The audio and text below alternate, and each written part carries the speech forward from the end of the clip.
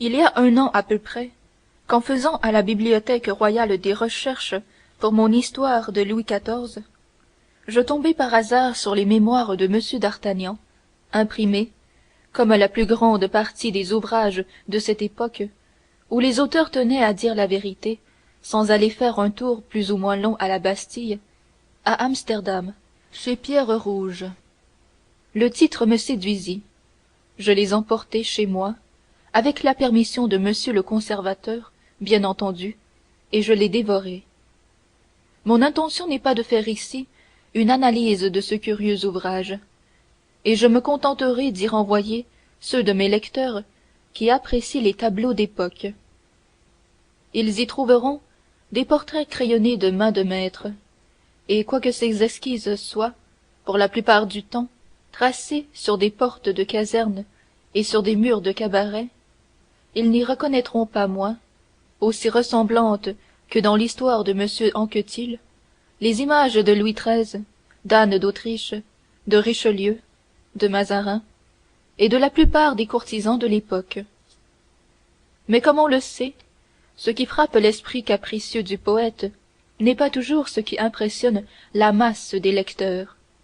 Or, tout en admirant, comme les autres admireront, sans doute, les détails que nous avons signalés, la chose qui nous préoccupa le plus est une chose à laquelle bien certainement personne avant nous n'avait fait la moindre attention.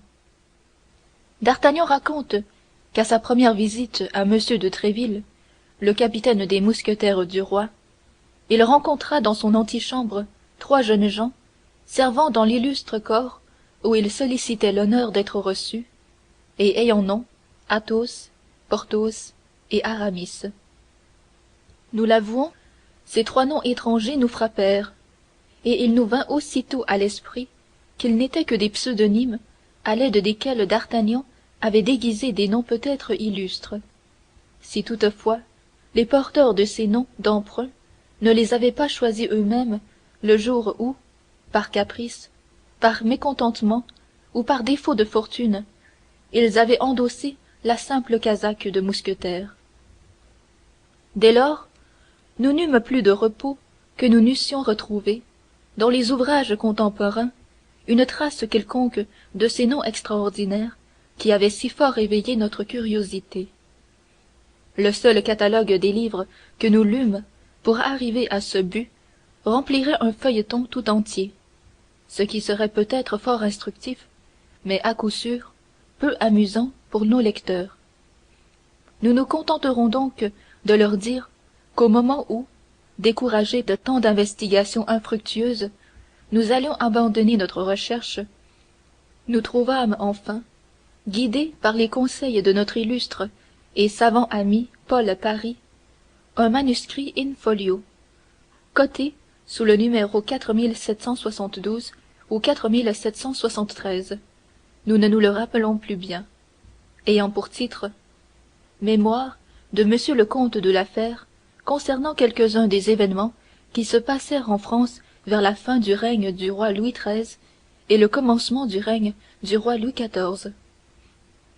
On devine si notre joie fut grande lorsqu'en feuilletant ce manuscrit, notre dernier espoir, nous trouvâmes à la 20e page le nom d'Athos, à la 27e le nom de Porthos et à la 31e le nom d'Aramis. La découverte d'un manuscrit complètement inconnu, dans une époque où la science historique est poussée à un si haut degré, nous parut presque miraculeuse.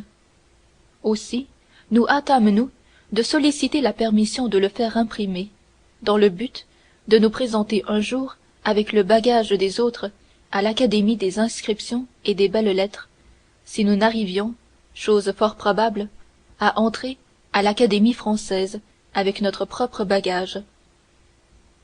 Cette permission, nous devons le dire, nous fut gracieusement accordée, ce que nous consignons ici pour donner un démenti public aux malveillants qui prétendent que nous vivons sous un gouvernement assez médiocrement disposé à l'endroit des gens de lettres. Or, c'est la première partie de ce précieux manuscrit que nous offrons aujourd'hui à nos lecteurs, en lui restituant le titre qui lui convient, prenant l'engagement si, comme nous n'en doutons pas, cette première partie obtient le succès qu'elle mérite, de publier incessamment la seconde. En attendant, comme le parrain est un second père, nous invitons le lecteur à s'en prendre à nous, et non au compte de l'affaire, de son plaisir ou de son ennui. Cela posé, passons à notre histoire. Fin de la section 0.